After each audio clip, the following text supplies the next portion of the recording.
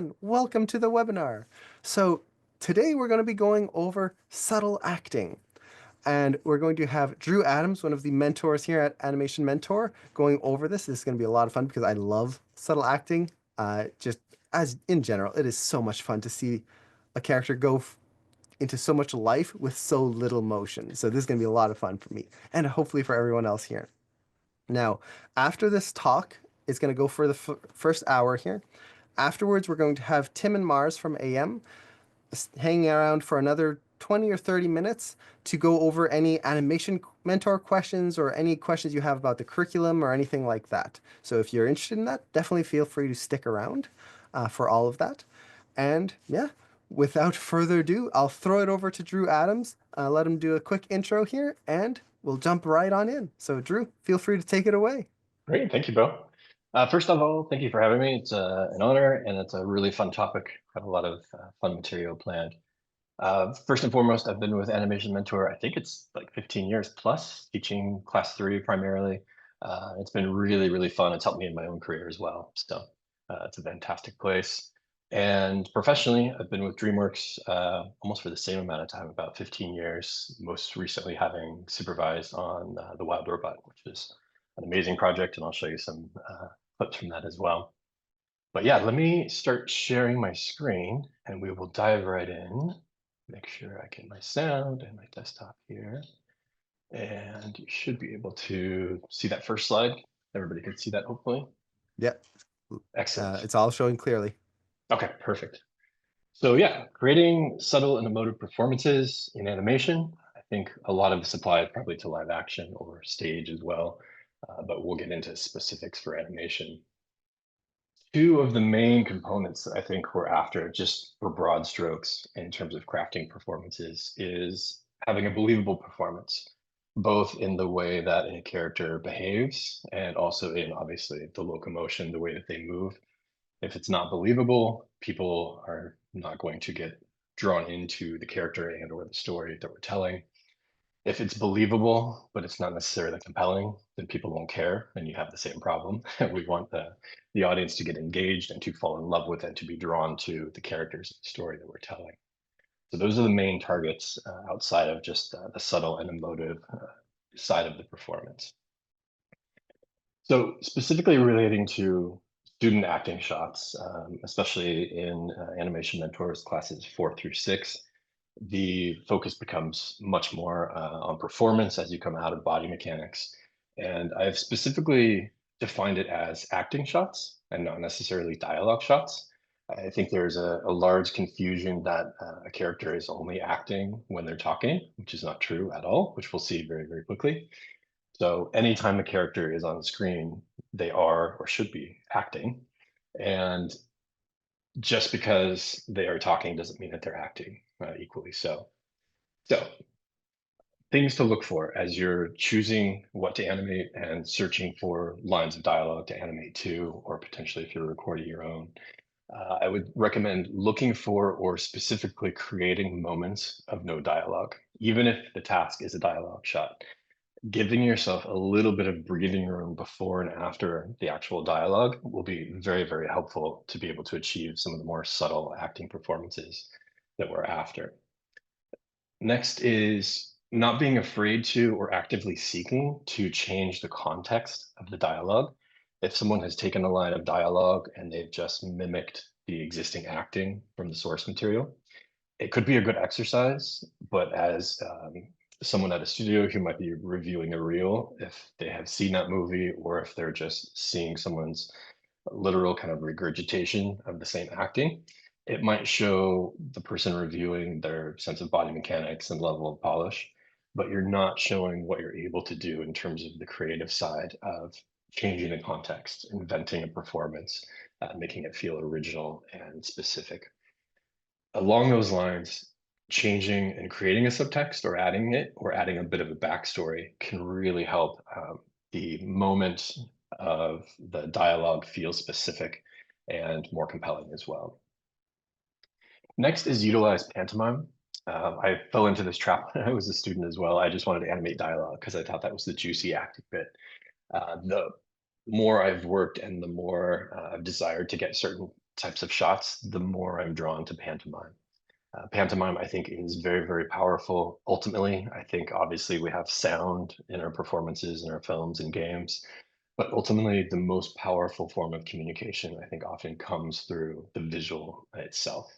So show more and tell less, which we'll get into in a second in terms of specifics. Next is when you have those moments of no dialogue, even with dialogue in a shot, what happens often before a dialogue line or after is usually more significant than the line itself. And that goes back to subtext or a backstory. And we'll dig into that in a second as well. Next is use less poses. I was very guilty of this as a student as well, just wanting to gesture and hit all these poses and to be very animated. But the more you're able to restrain and live within a smaller number of poses that are more unique, and then finding unique and specific ways of living and having variation within that one pose or idea, I think it forces you to almost find more unique options and to find something that's a little bit more nuanced and original as well, just by the nature of that constraint. Next is trusting in the gravity of the moment, especially for a subtle acting shot. Sometimes having a character not doing much, and maybe there's only one or two expression changes, can feel like you're not doing your job. In a way, it feels odd. It's like, okay, I just have these two poses. It's not a drastic pose change, or it's not some, giant fancy new expression or new, moment. Most of the time when a character is going through either an epiphany or you're getting to a moment in act three where they're finally realizing or changing or growing or whatever it is that's happening in their character arc, usually that moment of revelation, there is very, very little body motion. The facial performance is much more subtle, and what you're seeing is an internal thought process in terms of what they've learned or how they're changing. And so the gravity of that moment, trusting that the story is doing its job, leading you up to that moment, and then just letting that moment be simple can have a lot of power. So just trusting the gravity of that moment. Last but not least, music is your friend. If you watch any movie and turn off the sound, particularly the score, it can actually look really boring and really silly. But when you have that poetic score or the symphony behind, like John Williams' Jurassic Park theme, that really can elevate and add a very magical and kind of poetic energy to your imagery that's going with it. So those are just kind of a number of things. We'll dive into a couple of these specifically, but those are some of the main things that I feel like are great to focus on and seek out with the search for what you're going to animate.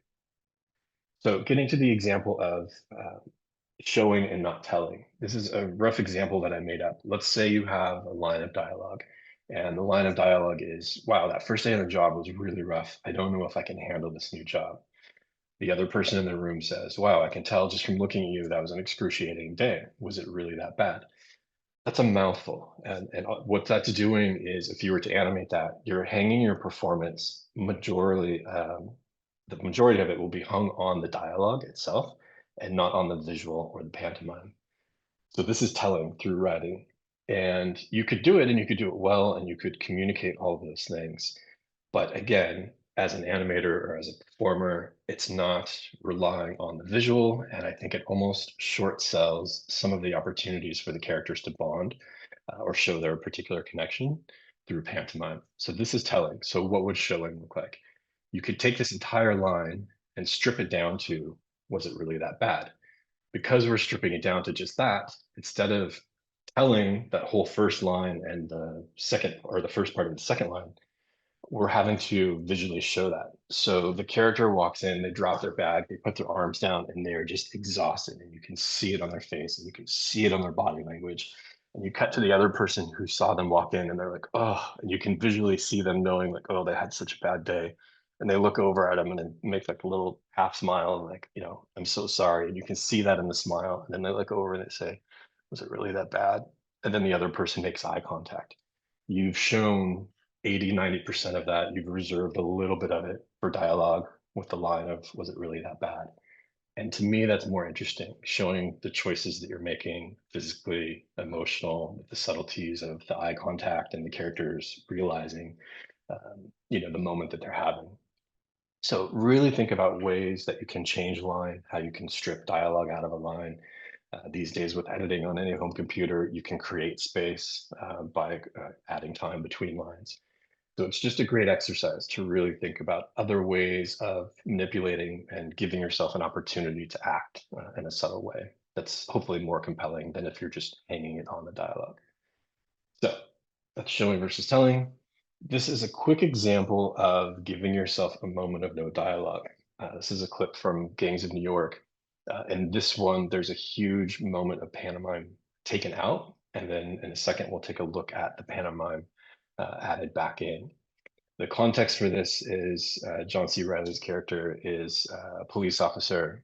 Daniel Day Lewis's character is from Gangs of New York. He is the lead of the gang, and they're asking him if he would be corrupt and kind of turned a blind eye to all of their wrongdoings. So here is the edited version, real quick. My allegiance is to the law. I'm paid to uphold the law. What in heaven's name are you talking about?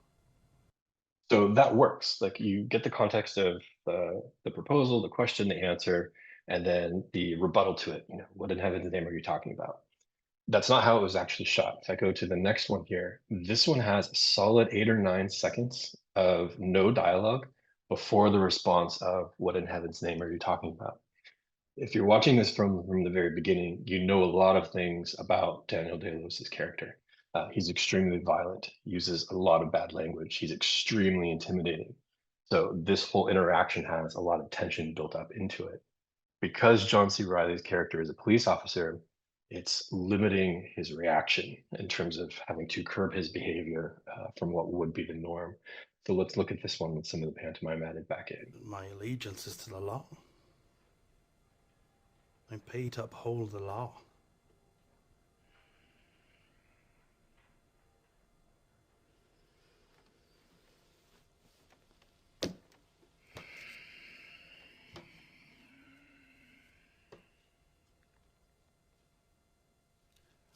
What in heaven's name are you talking about?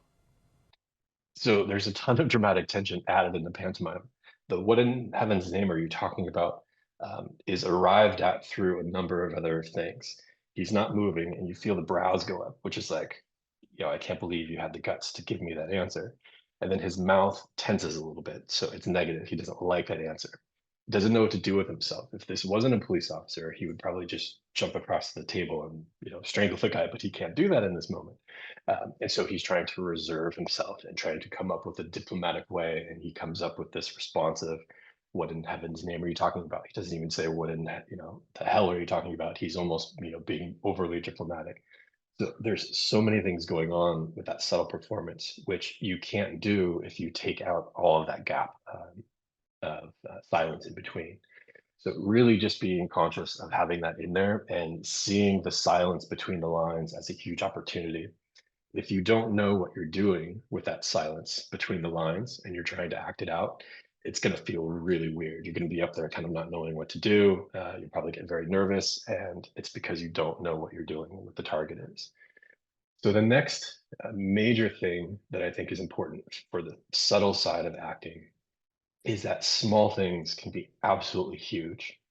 When you're dealing with, like I said, a character going through an epiphany or kind of going through their arc and really getting internal for those moments of change, it's usually done with a close up. The camera's going to be like mid, like shoulders up. There's extreme close ups where it's on the eyes, but that's, I think, a little bit more rare. But on a normal close up with very minimal body motion, you now have a super clear point of focus where the audience and humans just naturally are going to zero in on the expressions of the face, and they're going to be looking for specific information. So you have a very clear point of focus. Coming off of the cut of whatever the previous shot was, whether it's on your reel or from a movie, as soon as it cuts to your shot, the first image that the audience sees is an instant baseline for whatever the emotion is with that very first pose. So if someone's talking off screen and they say something that is devastating, and then it cuts to your character, you don't have to show them go into devastating. They can already be there. And then you have that baseline that communicates instantly within 8 frames, 6 to 8 frames for that first beat. you realize that they're devastated, and you've just set that as the baseline. From there, you can choose where to go. Do they get more devastated? Do they fall apart? Whatever it is, but you've established that baseline. You don't have to show how they got there. Whatever the next motion is, if they're frozen in that pose or if they're very still in that pose, the very next motion on any part of the head and the mask of the face is where the point of focus will go. So, three main areas at our disposal in terms of what we're going to animate. We'll start with the biggest one, the head, and we'll break it down to the eye mask and the mouth. So head motions. Let's say we've come off of a shot and we've shown a character in whatever emotion it is. There's some basic body language elements that are going to communicate fairly large pieces of communication here. The first one is a lean forward. These are just some basic ones off the top of my head.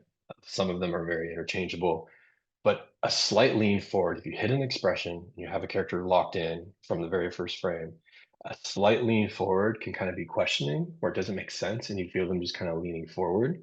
It can be intimidating if someone's like leaning in and their body language is encroaching someone else's. It can be angry where you feel them kind of dialing forward. It can also just be a basic engagement where they hear a piece of information and it draws their interest and they're focusing in. A slight pull back on the head is fairly opposite in most cases, but it can be disengaging or disbelief. It can also mean that the character is being intimidated and they're visually showing that they're backing off to someone else. And it can also be kind of passive questioning where you might not agree with it and you're starting to kind of pull back and, that type of thing. A tilt, kind of ear to ear tilt wise, is typically negative, borderline suspicious or puzzling. And it's also in a kind of generic sense, just grabbing someone's attention. We've all probably had pets at some point where they hear the word walk and you see that head tilt and they've heard the magic word. It's very similar just in terms of basic body language of grabbing attention. There's a left-right rotation that's kind of synonymous with a no, and then obviously an up and down yes. Those can be used in a very subtle way. A character can have like an extreme disbelief to something that they've just heard or seen.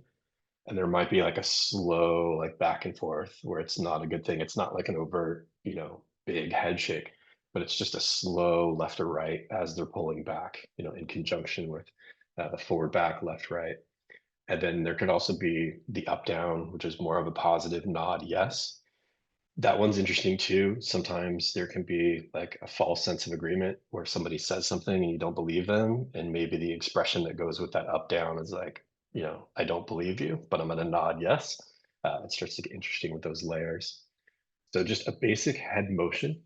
All of these can probably be done without any expression change. And it's just the head doing the motion. So that's head motion. Next is the eye mask. I break this down by kind of region of the face. It would include the upper cheeks, the entire eye shape, lid, pupil, eye direction, and then also the brow shape. So there's a lot of ingredients under the broad category of eye mask.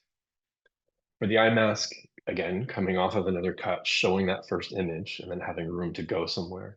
If you compress or expand that eye mask within the existing expression, you're either intensifying what you're already telling or you're kind of dulling it. So someone could already be in a shocked expression and they could slowly be growing into a more shocked by opening up and expanding the mask of the face. Or that could be fading a little bit. But you'd get that subtle change. There's a great shot in La La Land where Ryan Gosling is listening to Emma Stone riddle off these excuses. I don't have the clip, but there's a great shot where it cuts to him briefly and his mask of his face just slightly contracts, ever so slightly.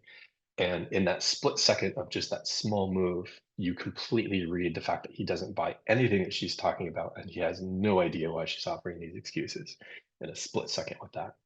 So that basic expansion or compression of that eye mask can be very, very telling and powerful. Next is eye darts. There's kind of four main modes I like to think of for eye darts. First is searching. The character hears something or sees something and they're processing that information. Usually there are a number of eye darts. Oftentimes I think it's up is kind of accessing long-term memory. down is more short-term memory in terms of processing specific information. Locked eye contact, if someone is making very distinct and obvious eye contact, almost to the point of intimidation or just being laser focused, it's very distinct. And then avoiding eye contact. If you're making eye contact and someone says something, maybe you get uncomfortable and then you specifically drop it and then avoid coming back to it. It could be very telling, very, very subtle, but also accomplish, very, very heavy acting moments. And then last would just be kind of natural, non-distinct eye darts. Next is eye contact. We talked about this a little bit with eye darts, but breaking eye contact, initial eye contact and reestablishing eye contact are interesting to delineate because they can be visually very, very different. If I have not made eye contact with someone intentionally, and then something happens or they say something, and then I bring my eyes and my head onto them very distinctly with a lot of intent, it's going to be really, really heavy and suggest, possibly many different things. But if I've already made eye contact and I've broken away and then I'm reestablishing it, it's not going to have that same punch. So knowing when to save it to make sure that you feel it for the first time or not, or if you're just reestablishing, based on a new thought, can be visually very different. Unflinching, which we talked about, just locked eye contact, and then again, kind of natural eye contact. Next are blinks. You can have a natural blink, which is just the knee-jerk reaction to the eyes needing to, maintain their normal level of fluid and not dry out. You can have a slow blink, where maybe a character is looking at someone and they have a slow fall away where they blink and then kind of look away. That slowness can denote a number of different emotional changes. So using that consciously. A half blink can kind of be like maybe you don't trust someone or you're kind of blasé about something. That half blink and maybe an eye roll that goes with it can be very telling. A flinch can be great too, especially if someone's trying to mask an emotion where something happens and they're trying not to show it. So you have a little bit of a flinch or a very controlled and kind of hidden reaction. You can have numerous blinks, which can denote being nervous or uncomfortable given the situation. And then blinks can be absent, like we talked about. Next, the speed of any of the eye movement. It can be slowly fading or it can be very, very fast as well. So the eyes, which we'll get more in detail with, are huge. Obviously, you can have a full expression change where you go from any given emotion to the other.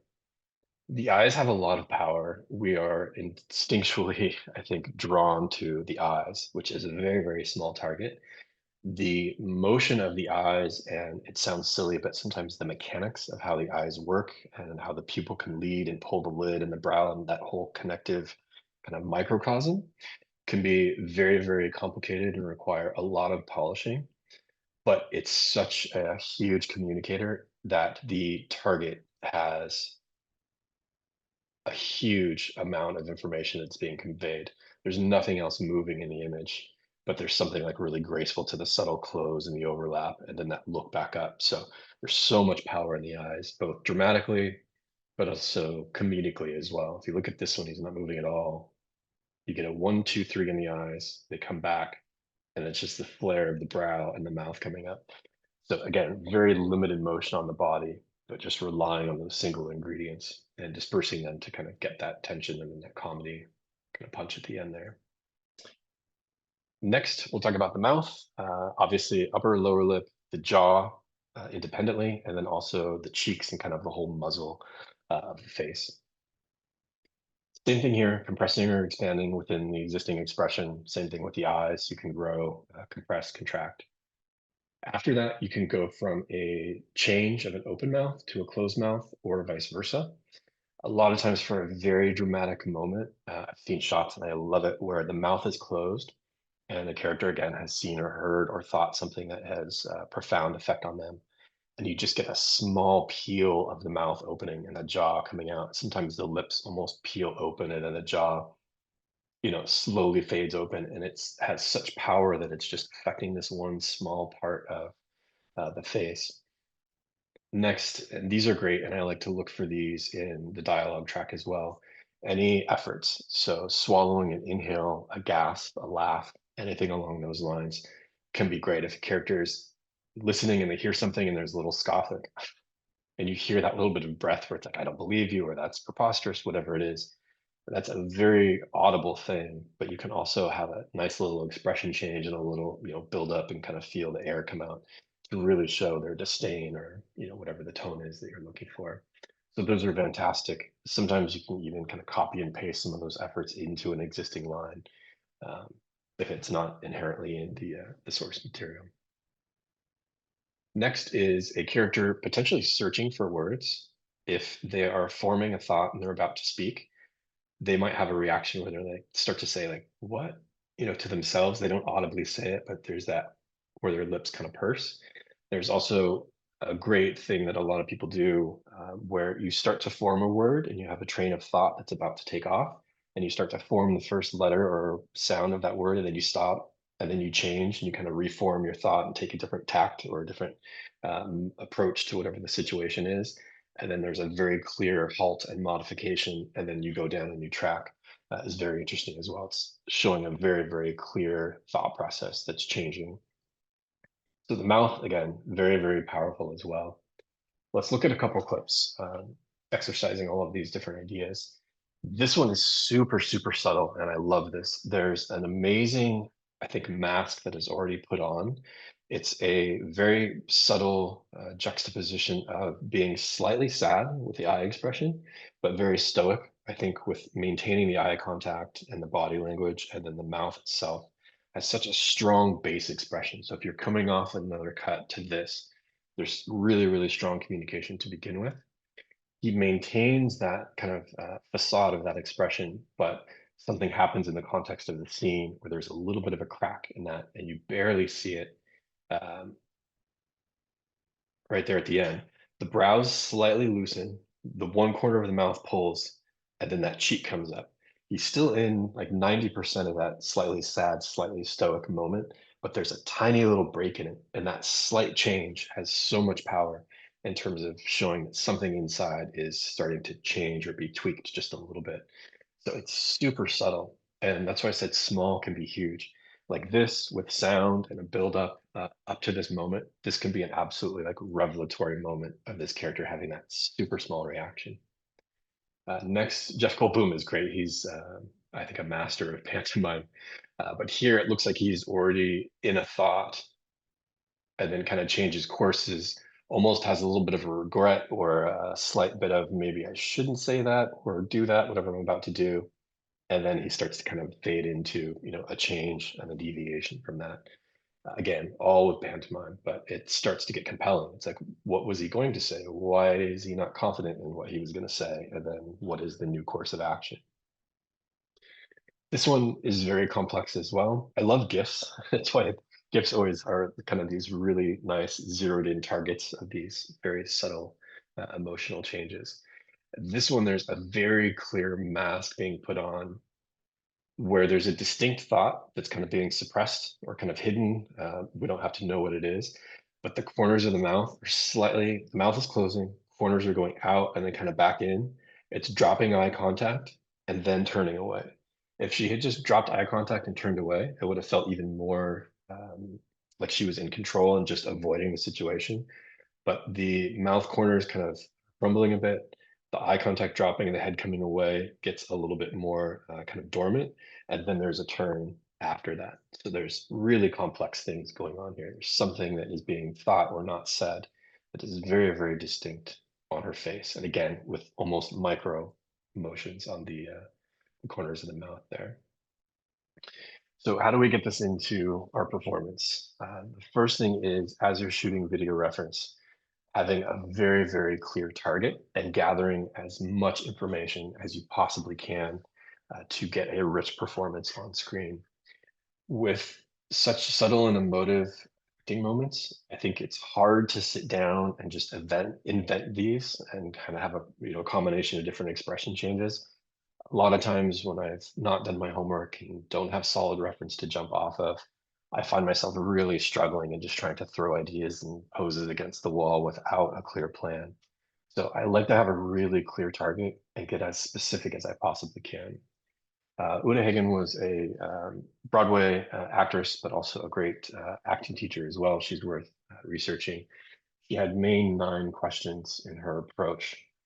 Who is the character? Physical description, but also background, education, beliefs, environment, history, all of that stuff. What time is it during the day? Did they just wake up? Did they just run a marathon? Have they been up all day? A lot of those time-based things could affect the performance and the type of delivery. Where are they geographically? Are they outside? Is it windy? Those elements can have a lot of power and definitely relate to the performance. What surrounds me? Are there physical props? Again, are they indoor, outdoor? Anything that's usable within the scene? What are the given circumstances? So this is subtext, backstory, anything that could relate to whether the character is putting on a mask or whether they are kind of shielding or pretending the emotions. They really define the moment itself. What are the relationships? A way that a character talks to someone on the street versus their spouse versus their son versus their boss are all going to feel and behave a little bit differently. What does the character want? Obvious. What is in their way, and what are they willing or able to do to get what they want? Those are all really great guidelines to really get you thinking about the specifics of your character. In terms of the emotions and the subtleties that you're going for, there's a few specific things that I think can really help give a clear target. I tell a lot of my students to avoid generic emotions. There's nothing wrong with them, but they're not going to look specifically compelling. So happy, sad, mad, they're great general categories for basic emotions, obviously, but get specific. What does blissful happy look like? It's going to look different than a childish happy or an amused happy. So the more specific and more adjectives that you can kind of tack on to narrow your target, it's going to give you a better jumping off point for shooting different types of reference. Next is a basic sense of, is the character trying to mask or suppress their emotion or not? That's going to look different. If I don't care if anybody in the room sees me making these expression changes, that's going to look different than if your boss is in the room and they say something and you kind of have a reaction that maybe you shouldn't have, and you know if they could possibly see you. That's going to look very different and have very specific ingredients to those expression changes and the pacing and the idea of the shot. Next, are the thoughts live or are they pre-cached? Sometimes a character is thinking on the fly and it's absolutely live. And as they're thinking, they're literally thinking out loud about, the other day I went here and when this happened, I felt this way about it. And they're coming to that realization live. There's other times where they already have that thought. They're like, yeah, the other day I was there and I did not like what happened. They already know, they've already processed it, and they're just sharing that thought. That can, again, look very different in terms of whether it's live or pre-cached. Layering emotions. This is another great one just to get more nuance and kind of spice into the performance. Let's say the main target of the emotion that you're going for is regret. Again, if you walk in with just regret, it will be clear and you can show regret. But what are the circumstances? Can you do regret with a splash of anger, or regret with a tinge of embarrassment, or regret with a little bit of sadness that kicks in? Maybe it's embarrassed sadness. There's a lot of ways of kind of cross-pollinating a second emotion. I like to call it side dishes, where you have your entree, then you have this whole list of side dishes that are equally as tasty, and you can kind of get even more excited about those sometimes. But it's just a great way of getting nuance in there. So have a clear main target, but then also think of a few other little things that you can mix in, and it will start to get very layered and very rich. Next is just exploring options when shooting reference. Sometimes I'll have, I call it a shopping list of the emotions and the things that I want to try. Other times on the fly, as I'm shooting reference, like in between takes or something, I'll just try something.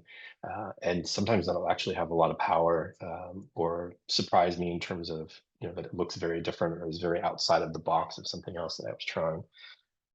There's a tendency when shooting reference, I still fall into this trap of kind of just doing the same thing over and over. So it's really breaking outside of that consciously and trying to explore other options, other ways to get the job done. Let's look at another clip here. This is the illustration of happiness. It's a shot, I believe Milk Call animated this from Aristocats, but he's overhearing a conversation and he hears a bit of information and he turns from neutral to happy. And then he does happy 3 ways back to back, and they all look very distinct. So let's take a look at this. Exactly. Do you mean to say you're leaving a vast fortune to Edgar? Everything you possess? Stocks and bonds, this mansion, your country chateau, our treasures, jewels, and... Oh, no, George. To my cats. To your cats? It's a great performance. The first one is it's happy, but I would say that it's blissful happy. It's this cloud nine. The head floats up into the clouds. The lids have this very heavy blink. The corners grow slowly. It's very blissful, elated type of happiness. If you just say act happy, it would take someone, a lot of tries to arrive at what was there. If you tell someone, okay, blissful, elated, ethereal type of happiness, then you have a clearer target. It's going to look more specific. The second one is like a celebratory happy hour, where obviously he blows a kiss and he leans out and he has this kind of very broad, grand gesture. The last one he tucks in and he kind of hits his wrist together, and it feels like a giddy, childish, kind of uncontrolled happy. So it's an interesting shot in that you get all of these emotions back to back that have the same overarching emotion, but they're very, very specific at the same time. So whether you're trying to find a specific variation of a singular emotion, or if you're trying a completely different approach to an emotion, it's great to explore via reference. So let me show you. This is from Trolls 2. The line that I had was from Barb, the villain, who has arrived at this other village of trolls who she's about to destroy with her music. And she says, "Do you want to hear some real music?" There's a nice pause, and then she says, "Rockers." When she says rockers, that's her triggering her band to start playing, which eventually kind of destroys the other town. So in planning for this, I wanted to try a couple different approaches and explored it through reference. The first idea that I had was that Barb thinks, because she's the villain and that her music is, better than everyone else's, that there would be a sense of patronizing. Like, you guys don't know any better. I'm going to show you what real music is. Just buckle up and I'll educate you. So that was the target for this specific take. So let me play this one. Hopefully the sound is loud enough.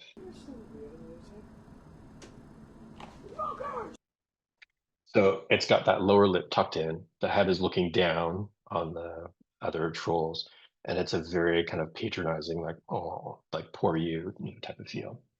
So that's one take. I'm going to show you another take on the exact same line. So even though the line has its own intonations and I have this big pause, visually there's a lot of ways to play this. So the second one, exact same line, but completely different approach. This approach is that Barb loves singing and she loves performing. It is the best thing ever. And that there's like a blissful excitement to her that she's 2 seconds away from being able to play and show them what real music is like. There's an energy build, and there's also a moment where she goes internal, where she's almost thinking to herself, like, okay, we're almost there. I cannot wait. Here it goes. This one, again, same line, but has a very, very different play on it. You've got that head nod, you've got the expression closing, and that kind of tight smile that grows of her just, getting completely excited to break into this and perform. The last one here, this is kind of the third variation, has an element of the childish, kind of condescending and patronizing that I had in a previous take, but then it turns quickly and with zero anticipation into being very devilish and kind of devious. So it's unpredictable, and I think a little bit more powerful. So I showed all three of those, and the directors really latched onto this one. I think the unpredictability and kind of a more tinge of a villainous, kind of more powerful performance was sought. So that's kind of what we went with. And I pushed those expressions and obviously used the model and the shapes to exaggerate some of those ideas and expressions. But that basic idea and that basic search was all discovered and narrowed in on and decided on in reference rather than animating different versions. So here's the actual shot. Real music? Yeah, you can see all of that come through. So shooting reference can be tricky. It can be very daunting sometimes. Luckily for us on the animation side, we can do it in the privacy of an acting room or in our own home, and the whole world doesn't see it, except for when you're doing presentations like this. But one quote that I love, it relates to writing, obviously, is there's nothing to writing. All you have to do is sit down at a typewriter and bleed. To me, it's such an elegant quote, and it's simple but kind of complex all at the same time. When you're being and need to be subtle and very emotive, honest and believable and compelling, I think you kind of have to let go, and you really just have to have something of your own experience come through, kind of that method or transference form of acting. There was a great clip, I think it's still on YouTube, of Glenn Keane talking about animating the beast, where he talked about going home and his shoulders were really kind of hurting and he felt really tense. And he realized that as he was animating the beast, he was like up on his drawing table, like his shoulders up, and he's like kind of carving into the paper because he was kind of embodying and embracing that character. And there's something very true about that. I think when you're shooting reference, there has to be something that is exuded, and you have to have some sort of feeling, depending, it can be anything, but a feeling has to come out of you and onto the page. So when shooting reference, the first thing is kind of knowing your angles, the composition, whether character is looking screen left, screen right, getting the framing, marking off any steps or kind of locomotion marks that you have to hit. Also marking eye lines. Oftentimes I'll take tape and put it on the wall for where an eye line needs to be, and then I'll look at it, shoot it, and then come back and say, okay, that needs to be a little bit higher and lower. But just getting your basic setup locked down so you know where you are and where you need to be or look. And then again, you just have to have something personal come through. You have to bleed, going back to that quote. Um, just the human experience, the human condition, we have all had our ups and downs and had, life experience. So it's just being honest and letting that come out. The more you just let that go and let that come out, I think the better it looks. And it's odd that I think if you fight that and you kind of pretend to do it, the worse it's going to look and probably the more self-conscious you'll be. So it's just a huge one in terms of really going for it and kind of swinging for the fences in a sense. Another trick that I like to do is act through the previous line. So if you're on production and there's a shot before you that's yours or somebody else's potentially, let that line play and act out as your character listening to that line before the camera has cut to them. You might have a change or grow into an expression before that cut, but at least you have a natural progression going into that shot where you're already there or you arrive there in a very honest way.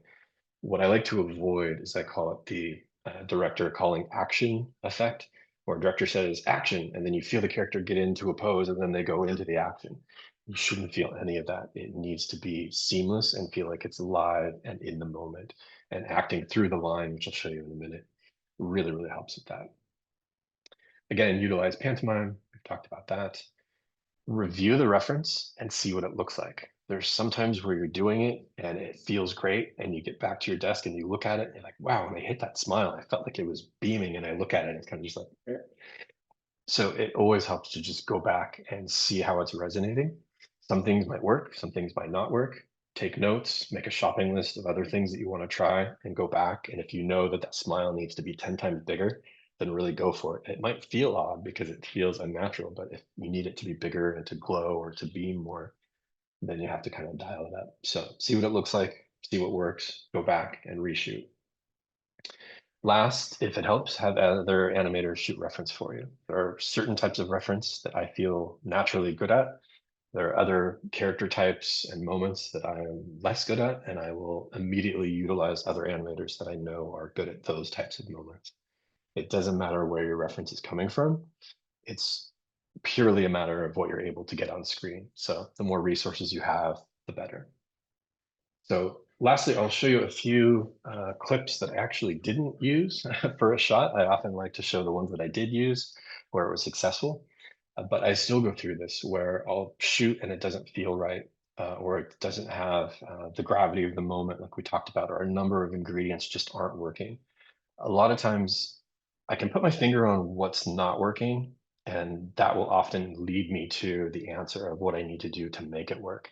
And a lot of times it can be a little bit more vague or subjective, but you kind of know it when you see it. When I see takes that don't work, I'm like, no, it's too this or too that or too little of this. And then when I get to ones that work, there's just an instant resonance of like, yes, that's it. And you really feel it. So this is from Wild Robot. It's a scene when Bright Bill has migrated and Roz wasn't able to say everything that she wanted to. And her and Think are about to go their separate ways. And Roz asks, how do you know if you love something? And Fink has a very distinct reaction to knowing, that she's grieving and kind of going through this moment. So these are the takes that I didn't use. They were just off the mark. I'll play through these real quick. What if it is too late? I wouldn't know. What if it is too late? I wouldn't know. What if it is too late? I wouldn't know.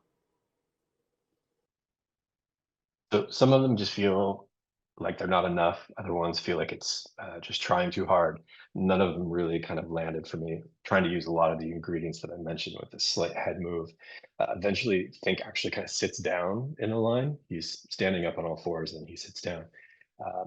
But I wanted the gravity of the moment as soon as you cut to him to have more impact. And so none of these had it. So I shot, and I looked at it, wasn't hitting the target.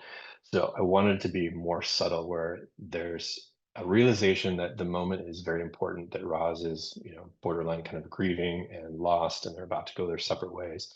And he sits down and he kind of knows what she's going through, but he knows that it's kind of too late. And so it's about breaking the eye contact, knowing that it's too late, and then kind of coming back to see if anything that he's doing is helping. So these are the takes that were a little bit more on target. I think the second to the last one is the one that I actually used as the reference. These have a very distinct tone that feel like they have much more gravity to them than the first batch. Something. Someone. If you do, you should probably tell them. Something. Someone. If you do, you should probably tell them. Someone. If you do, you should probably tell them. I think that's the one that I used. Something. Someone. If you do, you should probably tell them. But to me, there's a Something. lot more. Oops, Someone. there's one more. Sorry. If you do, you probably tell them. And the last one had way too much sadness. So oftentimes I'll take the different clips and I'll put it in and look at it with the continuity around it. And that way you get a good feel of what you're coming off of, how that feels, what it leads to, how that transfers. And I'll just kind of see what resonates the most. But those are much more in the vein of what I was looking for. So again, if you're not hitting the target, just try to analyze and figure out what it is that's missing, what has too much or too little, and just really fight to get that performance until you're satisfied that you have a really strong jumping off point. I'll show you the series of shots that has that reference in it. So Fink thinks that Roz is potentially going to stay and want to hang out. So he gets excited and he leans forward and he starts to engage, and then he slowly kind of backs off as he realizes the gravity of the moment. So here's those shots with the one that we looked at the reference for. Think. Unless you want to stay, because we could hang out and do stuff. How do you know if you love something? Someone. If you do, you should probably tell them. What if it is too late? I wouldn't know. So there's even a bit there at the end before he says, I wouldn't know, where his mouth is already open, like, there's a kind of a tragic sense to it. He opens his mouth way before and then kind of falls into the line. So hopefully those examples of using the head, the eye mask, having a clear target, trying to get very specific adjectives with those emotions helps. Lastly, and we obviously don't have time to cover it in this format, but creating really appealing shapes and having a lot of natural detail in the polishing, or kind of the icing on the cake in terms of making that performance feel very, very believable. Just as a quick summary, know and feel specifically what it is that you want to communicate. Choose when to show it versus tell it. Utilize pantomime. The small, subtle motions of the face and all of those components can really do all of that extreme heavy lifting in terms of the emotional side of things. And then, as always, just that believable and compelling aspect is what we're after. So that's all I have. Let me jump back from sharing screen and we will jump into questions. That was amazing. That was really Bosh cool. be here. Awesome. So we've only got about 10 more minutes for questions. So we're going to do a quick fire round, or as quick as we can get here. So I'll jump right into it here. We Yeah. have quite a few questions here asking, in production, how much freedom do animators get when it comes to revising those acting beats? Like you said earlier, with a really long line of dialogue, and then you cut it down to just that one line and acting through that. Is that something as an animator that you have control over in production, or is that something that's already planned out for you in those situations? Yeah, it's a great question. We don't necessarily have ultimate control over it. It's obviously up to the director. But I would say the majority of directors are always open to that feedback. There are numerous times where we'll pitch, hey, can we take this part out of the line, and pitch your idea and plead your case as to why you want to do it and what you're going to visually do in place of it. And sometimes they will say, I'm not sure, but if you want to try it and mock it up, go for it. Other times they'll be like, I love that idea. Absolutely, let's do it. So it's very much a collaborative and open discussion with the goal of just being getting the most compelling thing on screen. So it happens very frequently. Edit points also fluctuate a lot. Sometimes if it just feels like once you get into animation that the amount of time they have to do X, Y, or Z type of reaction or emotional change just feels too short. There's sometimes where it just doesn't feel like it lands and you just need a few more frames to make all the difference in the world. So that's very much done on the fly and you react to how it ultimately just plays. So, And there's my cat there's Bo's cat. Perfect. trying I to was hoping we would join. get over there. So another question here that we had was regarding what you had mentioned about how much a swallow or a gasp or an inhale can add to a line of dialogue. Is that something when you're working on your own lines that you would focus on just trying to find a line that has that pre-recorded? Or if you have the chance, would you try to add those in and kind of edit the line to have Yeah. those extra beats in there? Like you mentioned, adding Yeah. extra silence. On the student side, you have ultimate control over that. The only caveat I would say is sometimes if there's background music or sounds that are hard to edit out, I know there's software that can actually take out a score and strip it down to the dialogue. Um, so there's even ways around that. But as a student, you have complete control over that. You can expand and create room. You can copy an inhale or an exhale or a gasp from one shot and put it in, and you probably won't notice that it's someone else because it's just an effort type of sound. So there's ultimate creative freedom on the student side, which is great. On the production side, usually it's in the track, and oftentimes they'll have a number of efforts that are kind of recorded from the same actor or actress that you can then kind of splice in if needed. So it's very malleable on the production side, but usually with the edit and the pacing and the timing, it's not something that they would like open up just to add in, for fun. There's usually a lot of that kind of layered in and it's working for the most part as is. So it just depends. Nice.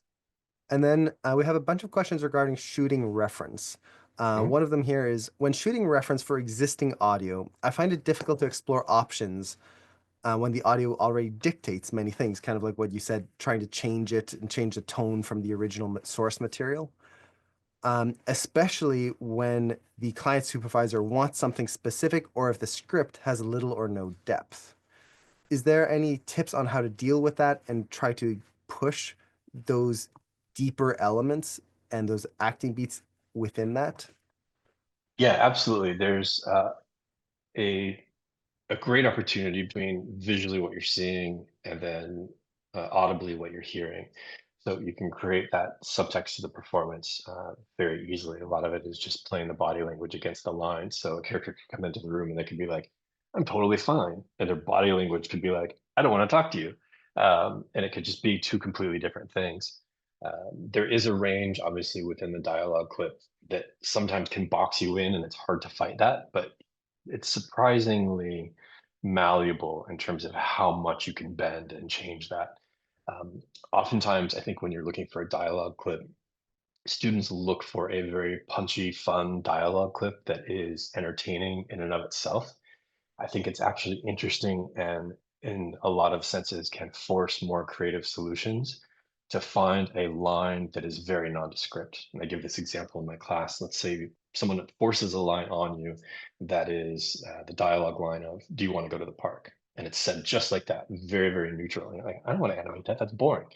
But you could add something to it. You can say, okay, I'm going to add a backstory to this where the question is more of a trap. Like if the person says yes, they can go to the park, then it means I know they don't have these other plans that I thought they did.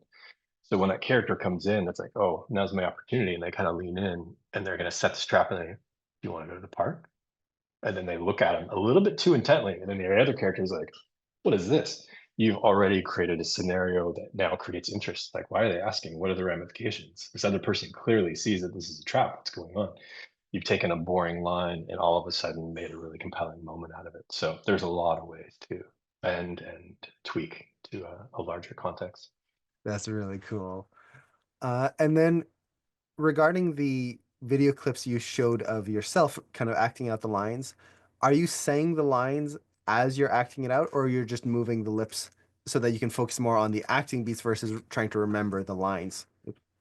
Yeah, I typically don't. It goes both ways. I would say the majority of people aren't speaking out loud, mostly because I want to try to get my timing as close to that track because that's what I'm bound to in the actual shot.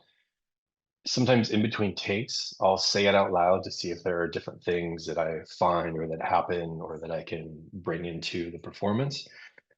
But I think it's best to try to hit those dead on again, because that's the track that you have. So, but it's definitely comes down to preference. Some people really like speaking it out loud and it feels more natural to them to do it that way. And then in terms of the subtlety of the shots, like you talked a lot about the subtle little head motions, the eye mask, the mouth, and just how these little details can add so much. And from the examples you've shown, like we could see how just one little tweak can make a whole new performance out of it. How do you know when you've added too much exaggeration or maybe not enough? And how can you show that without overacting these things and just becoming cartoony in your motions? Yeah, I think a lot of that comes down to, I think over time, your instinct and sensibility for that grows, and you just have, a bit more reassurance of knowing how much is just right. Um, it also is a matter of exploring the reference too. Like you saw some of the takes that I didn't use. Some of those were horrible. Like there was one at the end of that first clip of the Think ones where it's just too like he's about to lose it, and it's like that's not where they're at in this moment. And sometimes you have to get that out of your system. So it's just trial and error sometimes. And when you plug that into the continuity around it and you see it, it almost gives you instant feedback.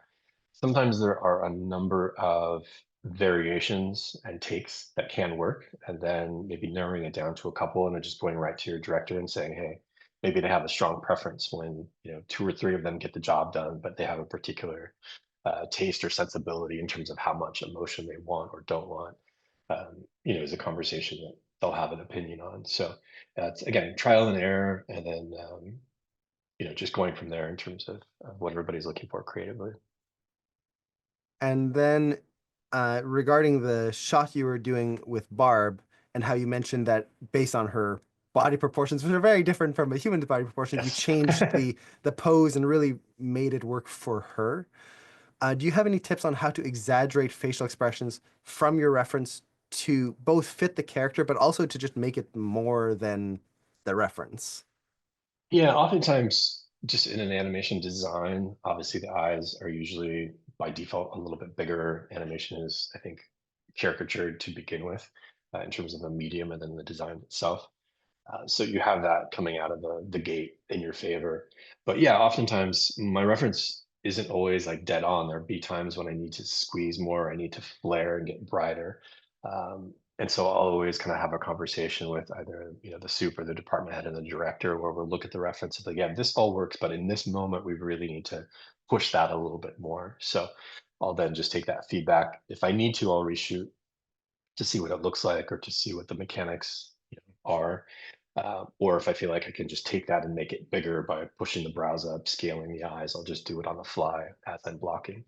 Yeah, there's a lot of that where it just needs to be still crafted and intensified certain styles, I think, lend themselves to, the more realistic it is, the more naturalistic to just using your reference almost verbatim if you have really strong reference. Other times, if the take is close but not perfect, then it'll need a little bit of massaging and kind of crafting during the blocking process. Nice. And we're pretty much at time here, but there's two other questions here that Sure, I know a lot of students struggle with, and I know a lot of animators in general struggle with. That I think could be really helpful to answer here. So we can go of over them course. super quick if that's okay with you. Sounds good. Cool. So the first one is, what if you're less of an expressive person? You just have trouble acting things out. You have trouble capturing those elements just in the acting. You have a clear idea of what you want, but you just can't physically capture it. Do you have any tips on how to improve your acting or how to find ways around that? Yeah, that's a great question. One thing that I recommend for my students to do is watch performances, whether it's animation or live action. And it helps if you've already seen the movie too. It's a bit of an easier exercise to do. But what I tell them to do is as soon as a new shot comes on screen, pause it at the first image and then just verbally, or if you want to write it down, either way, write down what you are perceiving through that. And it might be different for everybody, but just write, okay, that first expression, it looks suspicious and cautious. And so you're getting that information.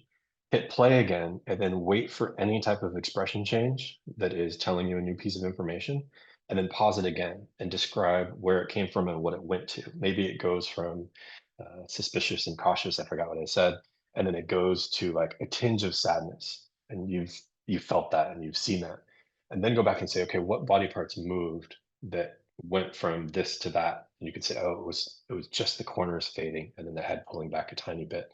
The more you kind of study what visually is communicating and then what ingredients were used, I think you have kind of a bigger toolbox of knowing very specific things to use and how powerful they can be. And so you can just have, I think, almost like a vocabulary of moves that you have at your disposal. I know some animators who don't shoot reference and create the most brilliant, emotional, subtle performances. Sometimes you can close your eyes and they can imagine different takes and they can just plug it in. I'm very envious of those people. But yeah, it's whatever gets the job done is completely fair game. That's a really cool tip. I'm going to be trying that out probably after this. It's amazing Uh, how much subtlety and how small changes occur and mhm. how frequently sometimes. Yeah, I love doing master studies, so trying to do that one. I've never done that one specifically, so I'm excited to see what I can learn from it.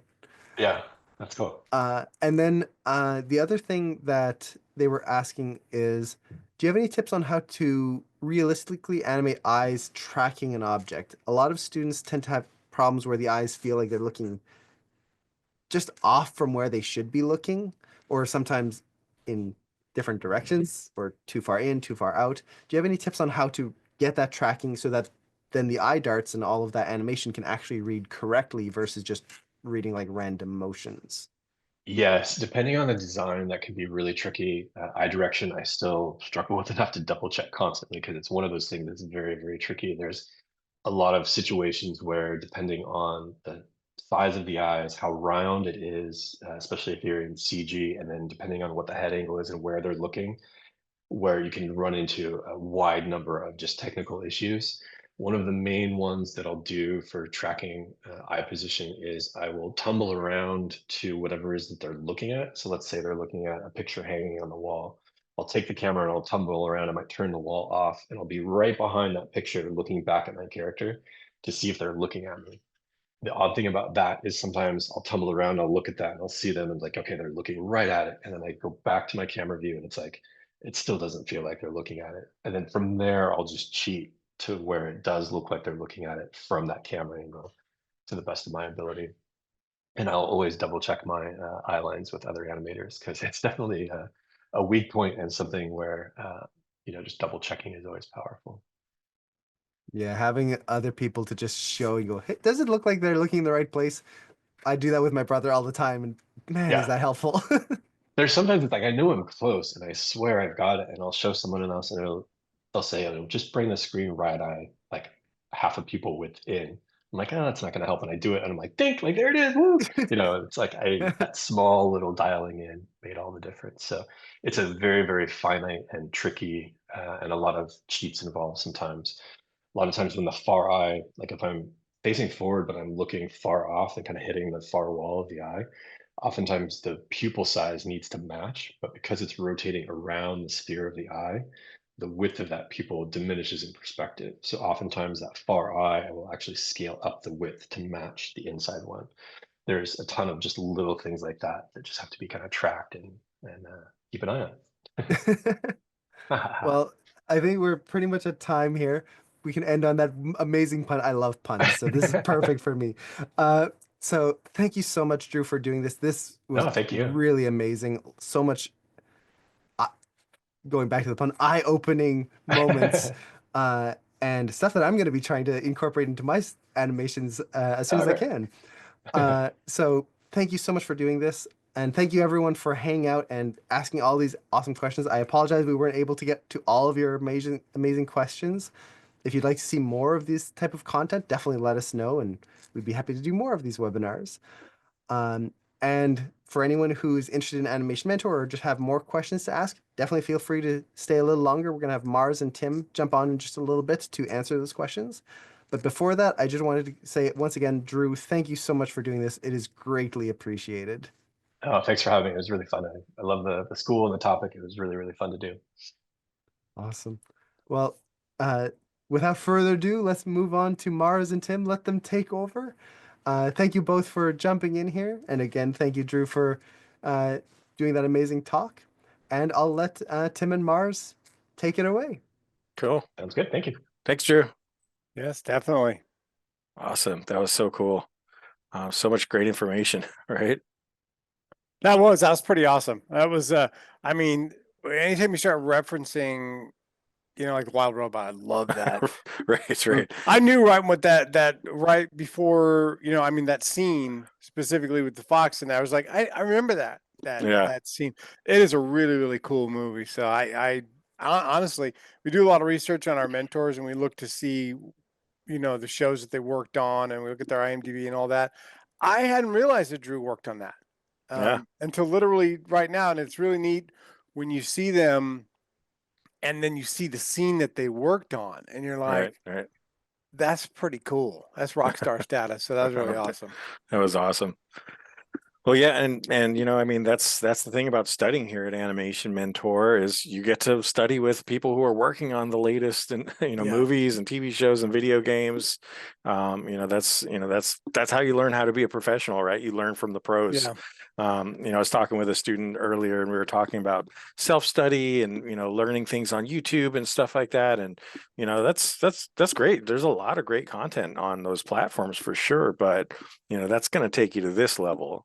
If you want to go to this level, you gotta study from the pros, and it's just so cool to hear all of that, the backstory and the subtlety and just how he's breaking down everything, with the direction of eyes and all that sort of stuff. It's amazing.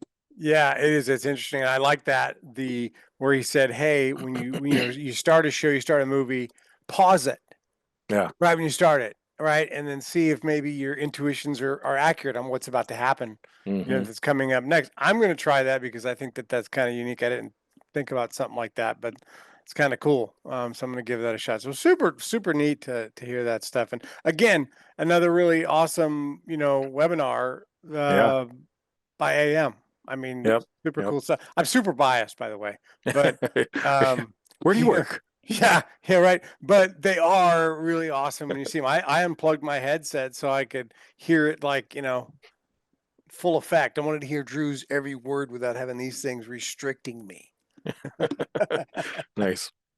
Well, just in case you guys don't know who we are, my name is Mars. This is my buddy Tim here. We're both student success coaches here at Animation Mentor. And what we do is we actually help students, sort of navigate the registration admissions process. We help out with tuition, payment plans, all these different things to really help students get started here at Animation Mentor.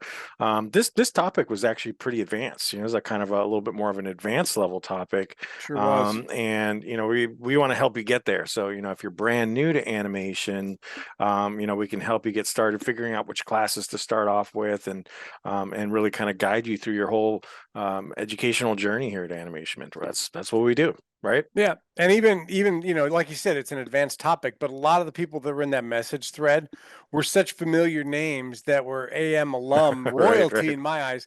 Yep. They all started at the beginning, right? Many of them Mhm. started in animation basics. Some of them even started before that and taking Yeah. the 6-week The Maya Maya. course. And so, Yep. and then finding out, and then they're messaging on there going, "Hey, I was in Drew's class way back when." I mean, that's really what it's about, man. And you know, look out, Drew, because they're coming for your job. It's right, you know. I mean, and that's kind of cool that you're learning from somebody that's already in that gig right now and Right. Right. showing you sort of the current industry techniques and the stuff that he's doing every day. You know, super cool. Yep.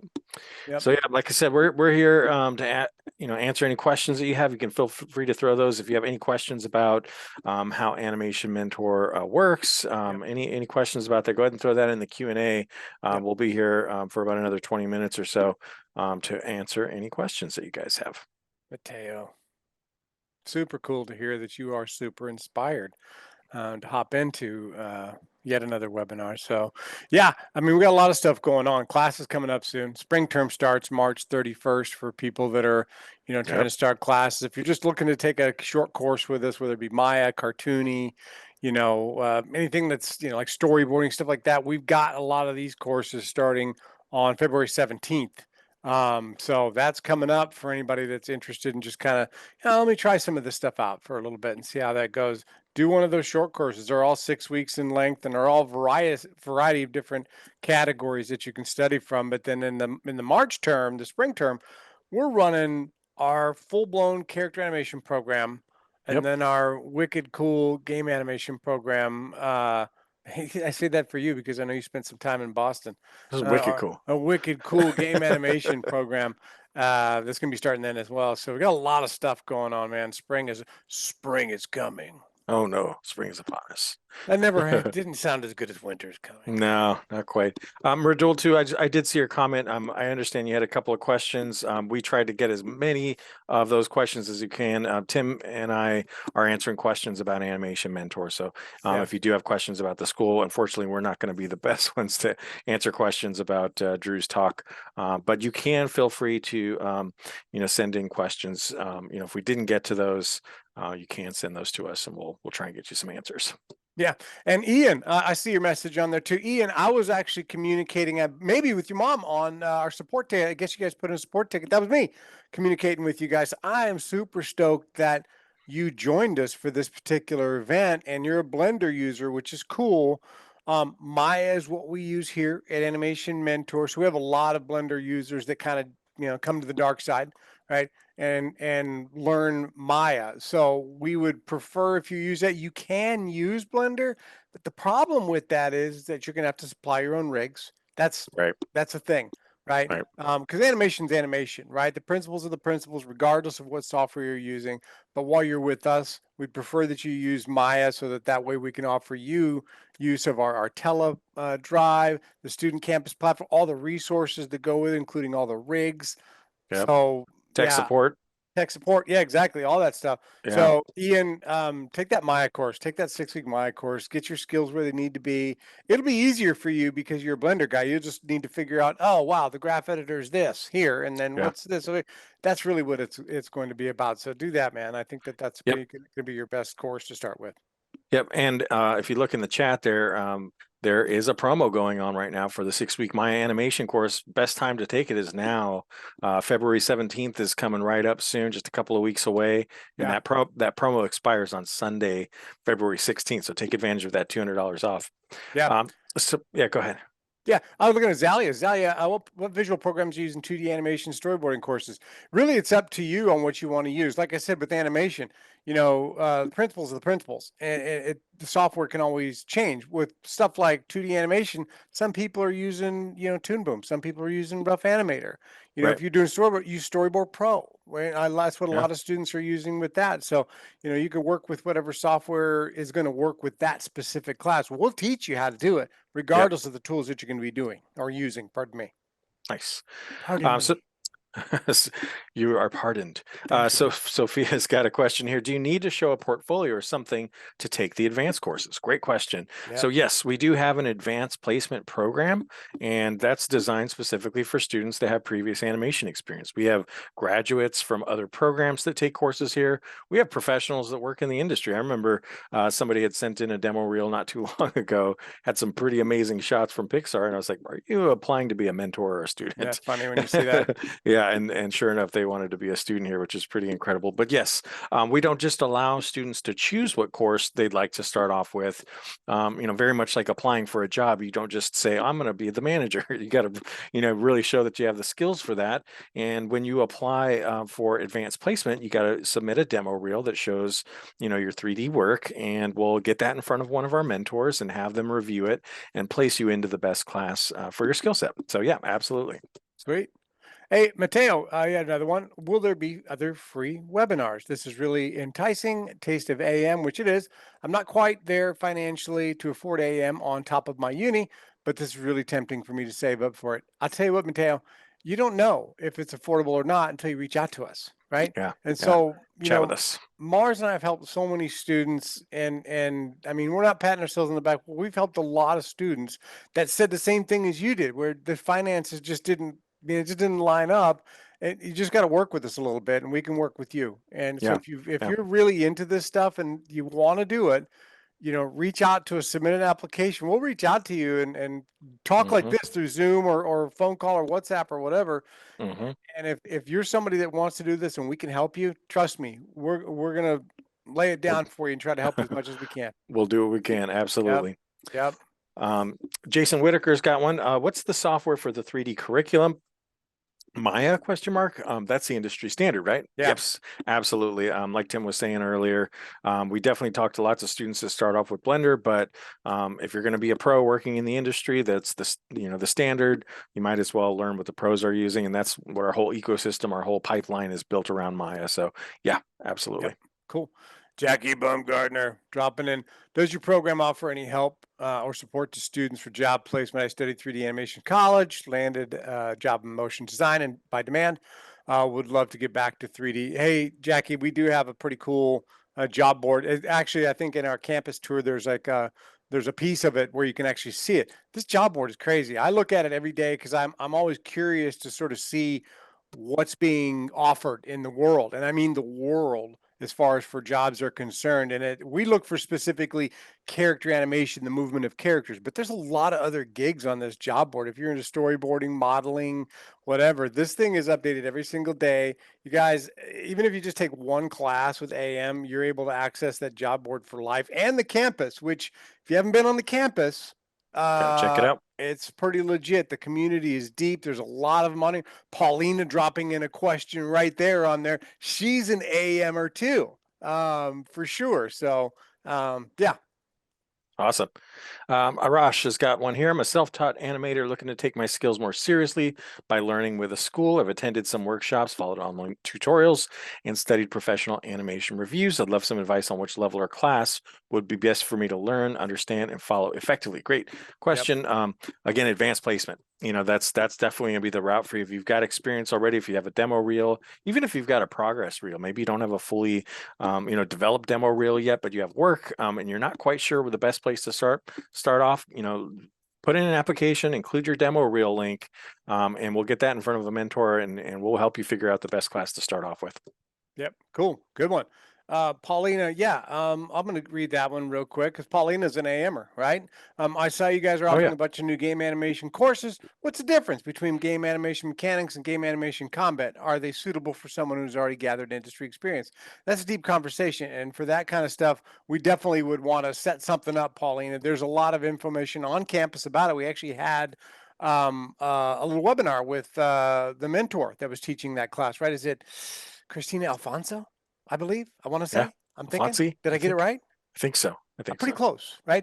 Where she did a full breakdown on the differences between that. And I'll tell you what, since if you've gone through all 6 courses, I don't remember correctly if you've gone through all 6, but automatically you're able to start in class 4 If you have completed the entire CAP program, you skip the first 3 and drop right into class 4. If you want to have a deeper conversation about those specific courses and the differences, reach out to me, Tim at animationmentor.com. I'll be more than happy Boom. to give you a full breakdown Cool. of that. Cool. Sounds good. Focus has got a question here. I would love to enroll, but gosh, the pricing is off my reach. What are some ways that could help someone like me? Tim had mentioned that as well. You got to have a conversation with us. Let's chat because we do what we can. There's sometimes discounts, promos. There's different offers available, and like Tim said earlier, we do what we can to help students make this level of education really reachable or attainable. So send us a message. We'll tell you how to contact us here towards the end in a few more minutes. Yeah. Hey, Stephen Batty, are the classes that are offered live or pre-recorded? When you choose a mentor with us, you're choosing also a schedule. That schedule is when your live Q&A is going to happen. So there's live classes that are going on. Every class that you take with us, you're going to have a live component with it. You got to show up for the live. That's a big deal. There's some pre-recorded content that goes with it, but it's basically to get you started with some of the assignments and maybe to go back to, during the week. But there's so much live interaction, not just your live Q&A, but multiple opportunities to drop into live dailies, homework labs that are 12 hours on a Saturday. I mean, there's tons of live stuff. So this is not a click on a video and go at your own pace type of school. We want you to actually progress through this, or as our Canadian friends say, progress through this. Yes, that's correct. Isabella's got a question. Are there any courses for help with expanding your outreach as an animator on Animation Mentor? That's a good question. I think that's a good course idea too. Maybe networking for animators. Not exactly, but Tim and I help with that stuff all the time. I know I'm preaching networking to students all the time. I think that's super important. There's some really cool filters on campus too. So if you're looking for or looking to connect with maybe, let's say, graduates that study 3D animation, you can kind of filter the campus in a few different ways and search for people that way. So the online campus is kind of like almost like a LinkedIn kind of vibe where you can connect with other people, and that's a really powerful tool for that. But yeah, the student success coaches here, you can talk to us about stuff like that as well. Very cool. Good. Michelle asked on there, how much feedback do you get into or get? I think it's get. Yeah, get. And there's a lot of feedback that happens with our school. It is all about feedback, because Mars was mentioning earlier, when somebody's being self-taught, if they're going through programs that are kind of that self-paced thing, nobody's going to tell you if your work is good or bad, right? And sometimes you need that honesty. And so having those those reviews and feedback being done is so important. So every Sunday you get automatic feedback. After you turn in your homework, then the mentor is going to review your shot, give you a grade on it, screen record themselves as they're reviewing your shot, and in many cases using Sync Sketch to sort of draw over the top of your shot to show you how to make these things better frame by frame. Not only that, but you're also getting those dailies. So if you're not sure what a dailies is, the animation industry is going to be part of your daily life, right? To have those. And that's actually where you're going to have a pit stop moment. If you're into racing, cars have to go around the lap and stop for gas every now and then to make sure they make it to the end. And with us, it's like that too. While you're working on your shot, you got to turn it in on Sunday. So let me drop into a dailies on a Friday or maybe a Saturday to make sure that what I'm working on is cool. So that way, by the time I turn it in on Sunday, Drew's going to grade it. It's going to be the best possible work I can submit, and then I'm good to go. So there's so much live interaction for you to get extra feedback on your stuff. You just got to go attend it. Yep. Cool. Great advice. Radul asks here, I've done the Maya course. I'm not sure if you've done that with us or somewhere else. And now I'm doing motion designing. Can't afford too much for courses. Are there any discounts for me? If you scroll up in the chat, as a matter of fact, there is a discount available for the Maya course. If you already know Maya, though, and you want to start off with animation basics or beyond, definitely talk to us. Like I said, we'll do what we can. We work with students from all around the world, and we know currency exchanges are different. So we do what we can to help students. We want to make this education reachable and attainable for everybody. Yep. Coolio. What else we got going on? There's a good bunch of questions in there. I'm telling you, man. I'm telling you. Well, it's funny. Pete's got one. I use animate. I mean, Mars and I just animate, right? We this is the stuff we get a kick out of. It's helping out other students that are trying to get into this. you know, and letting the pros do the pro stuff. Drew Adams is that, but movies that are essential. I mean, golly, man, there's so many movies that are out there.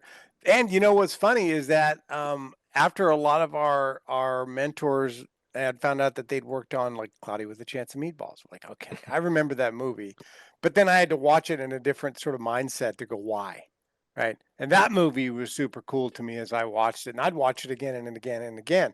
And then watching movies like when Tim Ingersoll showed Hotel Transylvania, and some of the shots that he showed in there and some of the acting shots that were done in there that were quite unique. And I was like, that's pretty cool too. And so movies like that, I found after hearing from a mentor why I should watch it, I was like, all right, I'm going to dive back into something I've already seen from a different mindset. And those were super helpful for me to kind of, you know, put my brain in sort of what maybe an animator might be thinking while they're watching something like that. Or like Drew was saying, you know, turn on a movie, freeze it, and then, you know, come up with your own sort of Squint, flip it.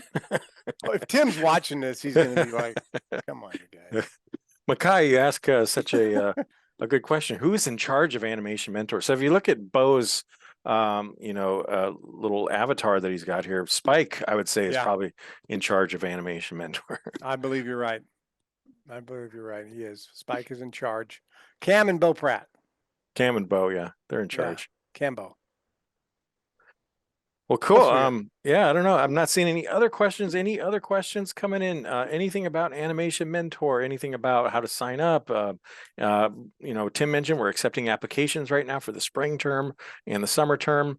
The application for our character game animation program, it's a pretty easy application, right? It's not too difficult, but there is a question on there that asks, why do you want to become an animator? So if you are filling out an application, you know, do spend some time on that, because that's something that we look at for every application that comes through. Our admissions team is looking at applications 5 days a week and sometimes more than that. Yeah. The don't. Do tell us your story, right? Yep. Do right. You know, I mean, that's one of those things that you got to have, isn't it? Because animation is about storytelling. There's no, don't, if you can possibly help it, don't let ChatGPT do it for you, because Mars and I love a good story. We don't want to see 10 applications come through and you're like, wait a minute, these 5 have like identical stories. What are the odds of that? Right. Right. You know? And so, you know, tell us your story as best as possible in your essay. And then Mars and I reach out to you, you know, and talk to you like this. Yes.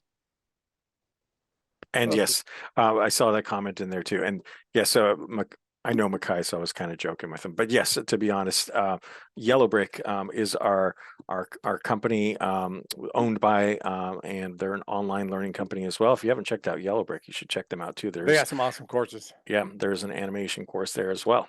Yep. Cool. Oh, look at that, Steven.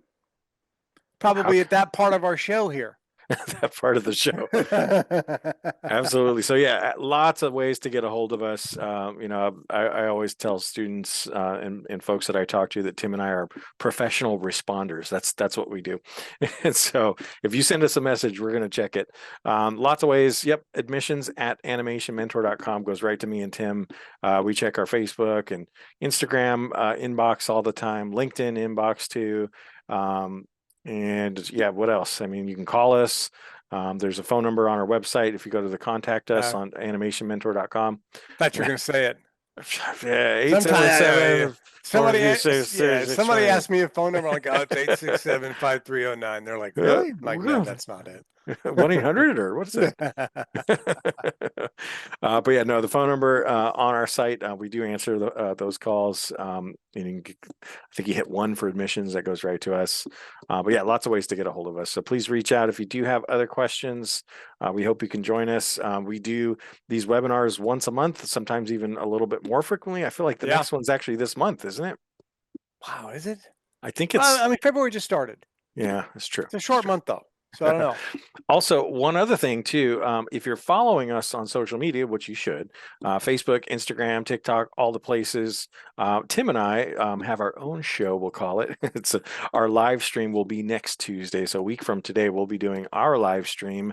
Very similar format, but it's just Tim and I, and we're going to be talking about Animation Mentor again. Whoa, look at that. Look at those links. You guys have some work to do. You better follow us on all those channels. channels. Yeah, just copy that. You know what I mean? But yeah, we'd Gee. love to talk to you. You know, Yeah. especially any students that are interested in joining, reach out to us.